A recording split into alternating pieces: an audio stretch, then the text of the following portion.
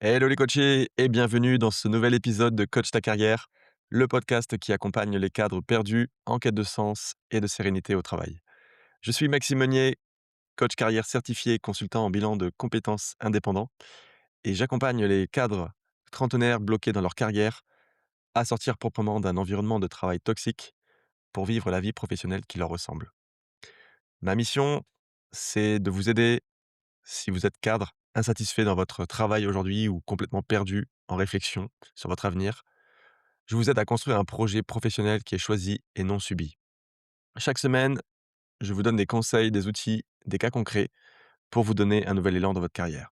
Allez, c'est parti, on démarre. Aujourd'hui, je vais parler de rupture conventionnelle parce que vous avez été nombreux et nombreuses à me demander voilà, en DM de faire un épisode là-dessus. Donc ici, la rupture conventionnelle, l'idée, c'est de savoir à qui elle s'adresse. Donc là, je vais parler notamment pour les cadres en CDI dans le secteur privé. Donc ça concerne pas, les cadres, ça peut concerner les cadres dirigeants, mais ça, dans ce cas-là, ça pourrait être, une autre modalité de rupture, comme par exemple la transaction qui pourrait être plus avantageuse pour ce type de population. Évidemment, ça s'adresse à tous les autres profils, en dehors des cadres, mais l'avantage, c'est que pour les cadres, ils vont pouvoir négocier de plus gros montants. Alors déjà, qu'est-ce qu'une rupture conventionnelle? Parce que c'est quand même un dispositif assez intéressant aujourd'hui. Contrairement à la démission, vous n'avez pas le droit à vos indemnités de fin de aux indemnités de France Travail. Déjà la rupture conventionnelle, c'est quoi? Bon, déjà, ça veut dire qu'il y a un accord entre votre employeur et le salarié, donc vous-même. Ça veut dire que c'est une rupture qui se base sur un accord commun des parties. Voilà, déjà la rupture conventionnelle, elle n'est pas applicable à tous les salariés. Par exemple, elle n'est pas applicable aux salariés qui sont en CDD et aux salariés qui sont en contrat d'apprentissage. Donc c'est super important qu'il y ait un accord, bilatéral. Ça veut dire que la rupture conventionnelle, bah, vous devez convenir ensemble de cette rupture. Donc les 2 parties doivent l'accepter, en fait. Donc il faut qu'il y ait vraiment un consentement des 2 parties, c'est indispensable. Et l'employeur ne peut pas, imposer, heu, aux salariés notamment, une rupture conventionnelle et vice versa. Voilà, donc après il faut faire attention aussi parce qu'il peut y avoir, des vices de consentement. Alors qu'est-ce que c'est? Les vices de consentement notamment, c'est un critère essentiel sur lequel, va se baser la Cour de cassation pour vous faire simple. C'est, la Cour de cassation qui peut examiner, la validité ou non de la rupture conventionnelle. On va voir, c'est un dispositif qui est légal, qui est très encadré et et parfois, du coup, la rupture conventionnelle peut présenter quelques irrégularités, donc il y a vraiment une procédure à respecter, dès lors que, il y a par exemple un consentement qui peut être, vicié, de la part de l'employeur. Exemple, pour vous faire simple, si la rupture conventionnelle est validée par exemple, mais, il y a une erreur sur la date d'expiration du délai de rétractation, ça va pas le faire, donc elle peut être annulée. Si la rupture conventionnelle, par exemple, est signée dans le cadre d'un contexte, je sais pas, de harcèlement moral, dans ce cas-là, elle sera nulle parce que le salarié, il est pas dans une, place, dans une situation, enfin, il est placé justement dans une situation de violence morale et donc dans ce cas-là, la rupture, sera nulle. Donc c'est important aussi de savoir que lorsque, vous voulez faire une signature, de rupture conventionnelle, cette, rupture, elle peut être faite à l'oral, mais bon, le mieux, c'est quand même de le tracer à l'écrit. Pourquoi? Parce qu'il faut tracer déjà qu'il y ait des entretiens. Déjà afin d'éviter, toute difficulté notamment, liée à ce que je viens de dire, le vice de consentement. Pour qu'il y ait consentement, le mieux c'est de faire au moins entre un à 2 entretiens et on va le voir, ces entretiens, ils vont être espacés. Donc en fait, l'idée c'est quoi? C'est, voilà, vous êtes salarié, vous allez rencontrer votre employeur, donc ça peut être par exemple les ressources humaines qui représentent, l'employeur, votre entreprise et vous allez vous rencontrer au cours d'un entretien afin, d'aborder, la rupture déjà. Déjà en parler et dans cet, entretien-là, vous allez exposer, les modalités de cette rupture conventionnelle. Ça veut dire quoi? Eh bien, l'idée c'est d'insérer des informations pratiques, telles que, déjà la date du premier entretien, l'heure de l'entretien, le lieu, l'objet de l'invitation et à ce moment-là, c'est super important, vous pouvez enfin en tout cas l'employeur, il devrait rappeler notamment aux salariés, donc que vous avez la possibilité de vous faire assister lors de ces différents entretiens. C'est super important parce que si vous pouvez vous faire assister, Le mieux, bah, c'est de choisir en fait une personne de votre choix, ben, qui appartient évidemment à l'entreprise. Ça peut pas être votre femme ou votre mari. Faut que ça soit aussi peut-être, ça peut être un salarié qui est, protégé, donc un salarié qui a un mandat syndical, par exemple, ou qui est membre d'une institution représentative. Et ensuite, bah, si vous n'avez personne en interne au sein d'entreprise, bah, vous pouvez faire appel, eh bien, à un conseiller choisi sur une liste, qui est dressée par, l'autorité administrative. Donc en tout cas, c'est voilà, l'inspection du travail, grosso modo. Et l'employeur peut également se faire assister. Donc ça veut dire que vous êtes déjà dans un rapport de force avec votre employeur. Donc ça, c'est important de bien le préciser que vous pouvez être assisté. Et ensuite, bah, vous allez signer un formulaire de rupture. Voilà, si vous signez un formulaire de rupture, vous allez remplir donc ce formulaire. Donc il y a une trame qui est fixée par un arrêté, hein, du code du travail. Et ce formulaire, il contient diverses informations qui vont vous permettre, bah, de formaliser de manière légale, les conditions de cette rupture de contrat de travail. Parce qu'on est vraiment dans le cas d'une rupture de contrat de travail qui donne du coup lieu à une indemnisation obligatoire par votre employeur.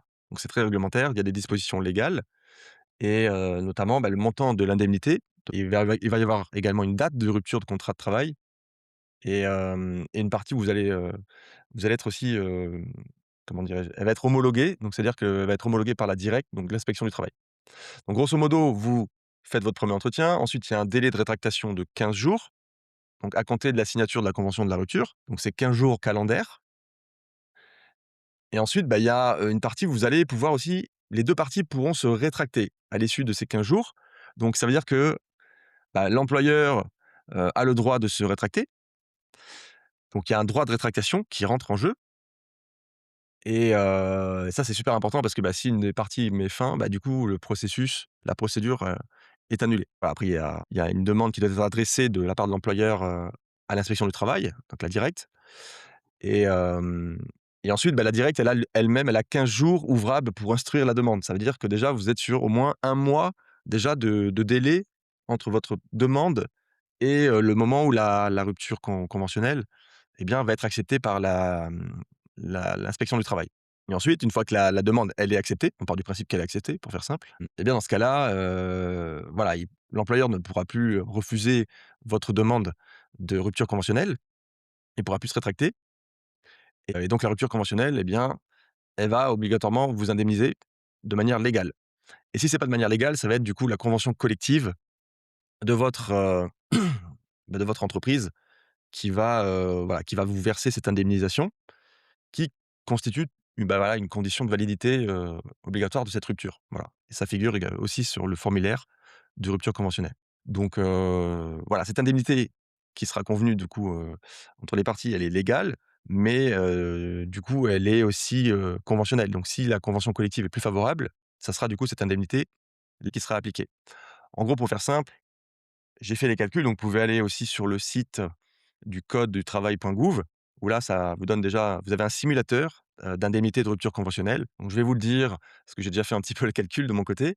Par exemple, on part du principe que, bah, voilà, je suis cadre, en CDI, au moment de ma rupture, que j'ai pas eu d'arrêt de travail au moment de la rupture conventionnelle, que je dépends de la convention collective très connue, du Syntec. Donc c'est tout ce qui va être, cabinet d'ingénieurs, conseil, société de conseil, par exemple. Donc je fais partie de la catégorie des cadres. Admettons que j'ai une ancienneté de 3 ans et que mon salaire brut annuel est identique, hein, sur les 12 derniers mois et que je touche, voilà, avec les primes et avantages en nature inclus, je touche 60 000 €, admettons. Eh bien, pendant, mon ancienneté, donc de 3 ans, si mon salaire de référence, c'est 60 000 €, eh bien, le montant de ma rupture conventionnelle, de mon indemnisation prévue par le code du travail sera égal à 45 000 €. Ah ça vous donne déjà une idée. Mais si la convention collective prévoit un montant de 60 000 €, le montant à retenir, pour le salarié, ça sera celui qui sera prévu par la convention collective. Parce qu'il sera plus favorable que le montant prévu par le code du travail. Donc ça, c'est pour vous donner un ordre d'idée. Donc vous partez déjà avec 60 000 €. Voilà, après l'idée, c'est de se dire, bah, à quel moment je négocie ma rupture et quels sont, bah, un petit peu les signaux qui doivent m'alerter pour me dire, bah, là, c'est le bon moment pour, négocier cette rupture. Déjà, le premier signal, bah, c'est de se dire: «OK, aujourd'hui, vous êtes épuisé peut-être dans votre travail, vous avez eu plus de sens dans votre travail». Donc c'est vraiment, le sens, le côté, épuisement professionnel, vous ressentez plus de plaisir ou alors voilà, vos missions, bah, semblent un peu répétitives, vous avez aucune perspective, au sein de votre entreprise, vous sentez que vous n'allez pas évoluer et cetera. Là, ça peut être effectivement la première raison qui peut vous pousser à faire une rupture. La deuxième, c'est peut-être que vous avez un projet aussi derrière, un projet de reconversion ou de création d'activité ou un side project que vous avez aussi lancé en parallèle et vous souhaitez, davantage vous consacrer à ce projet-là et dans ce cas-là, c'est OK parce que du coup, vous allez, entamer cette rupture et derrière ça va vous donner des droits, enfin, au chômage pour pouvoir percevoir vos droits derrière et partir du coup avec l'indemnité en plus de rupture conventionnelle. Donc ça peut être aussi une piste intéressante. Après par contre, voilà, le mauvais timing, c'est de se dire, vous venez d'avoir une promotion et dans ce cas-là, c'est pas du tout crédible, hein. Vous n'allez pas demander à votre employeur, de faire une rupture conventionnelle parce qu'il peut la refuser. Soit c'est une promotion, soit c'est une augmentation ou alors je dirais aussi, ça peut être risqué si vous avez aucun projet derrière, quoi. C'est-à-dire que vous dites: «OK, je vais faire ma rupture parce que ça me prend la tête, j'en ai marre de cette entreprise et cetera». Mais ça peut être un risque aussi, si vous avez pas aucun projet derrière, de perdre de temps, enfin, si jamais, voilà, vous êtes au chômage, parce que derrière, vous allez, alors c'est pas un no go, mais l'idée, c'est quand même de réfléchir, de mûrir un projet. Après le projet idéalement pourra se faire après évidemment, la rupture conventionnelle puisque vous allez être au chômage, donc vous allez avoir du temps, de la réflexion pour pouvoir aussi vous poser sur un projet derrière qui fait sens pour vous. Donc voilà, c'est pas un no go, mais c'est mieux si vous avez quelque chose derrière de solide pour pouvoir appuyer aussi, argumenter la raison en fait, auprès de votre employeur pour la rupture conventionnelle. Voilà, ou si vous avez signé un avenant, par exemple, important, ça peut être aussi une situation dans laquelle c'est pas forcément le bon timing parce que ça donne en fait un mauvais signal auprès de l'entreprise, sur vos motivations réelles, quoi. Donc voilà un petit peu et puis évidemment, si vous savez où vous allez, dans ce cas-là, allez-y. Si votre, projet est clair, là, c'est le moment, vous y allez. Vous pouvez déjà signer, la rupture conventionnelle, en tout cas négocier une rupture conventionnelle et mais après c'est OK aussi si vous en avez marre de votre poste, vous voulez partir, ça peut être aussi un bon timing pour partir. Si bien entendu, vous êtes en bons termes avec votre employeur. Autrement, si vous êtes en mauvais termes avec votre employeur, autant faire appel à des experts, tels que des avocats en droit social qui sont spécialisés du coup, sur, ce type de sujet-là. Voilà un petit peu ce que je voulais vous dire. J'essaye, voilà, j'ai essayé de vous résumer de manière très synthétique la procédure de rupture conventionnelle et le bon moment pour la demander. Voilà, pour cet épisode, en tout cas, j'espère sincèrement, qu'il vous a apporté des éléments de réflexion concrets. Si vous aviez déjà l'envie de faire une rupture conventionnelle, de négocier voilà, cette rupture de contrat et partir avec une indemnité et vos droits au chômage. Si c'est le cas, pensez à vous abonner aussi au podcast pour ne pas manquer les prochains épisodes. Partagez-moi également, voilà, vos retours en commentaire, ou en DM directement sur Instagram et si aujourd'hui vous êtes cadre dans le privé, que vous voulez qu'on fasse un point ensemble sur votre situation professionnelle, eh bien, vous pouvez directement prendre rendez-vous avec moi via le lien que je mettrai en description et puis derrière tout ça, je vous dis, belle semaine à vous et je vous dis à la semaine prochaine pour un nouvel épisode de Coach ta carrière. Ciao, ciao.